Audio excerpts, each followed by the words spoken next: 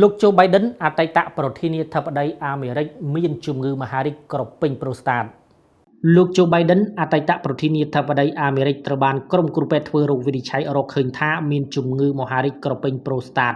ក្រោមទម្រង់វិវត្តយ៉ាងលឿនរហ័សដោយកោសិកាមហារីកបានឆ្លងរាលដាលទៅដល់ឆ្អឹងរបស់លោកនេះបញ្យងតាមការចេញផ្សាយដោយសារព័ត៌មាន AFP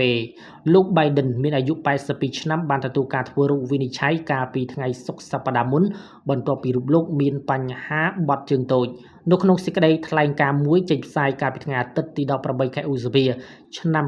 2025ការិយាល័យរបស់លោក Biden បានឲ្យដឹងថាក្រុមគ្រួសាររបស់អតីតប្រធានាធិបតីអាមេរិករូបនេះកំពុងពិគ្រោះយោបល់និងពិនិត្យលើជំរើសព្យាបាលជាមួយក្រុមគ្រូពេទ្យក្រោយទទួលបានដំណឹងនេះភ្លាមលោក Donald Trump ប្រធានាធិបតីអាមេរិកបាននិយាយថា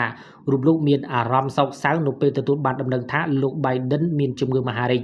លោក Trump នៅលើការបង្ហោះមួយលើបណ្ដាញទំនាក់ទំនងសង្គម Truth Social បានលើកឡើងថាយើងសូមជូនពរឲ្យលោកស្រី Jill ភរិយារបស់លោក Biden និងក្រុមគ្រួសារជួបតែសំណាងល្អហើយយើងសង្ឃឹមថាលោក Joe Biden នឹងជាសះស្បើយយ៉ាងឆាប់រហ័សក្រៅពីលោក Trump លោកស្រី Kamala Harris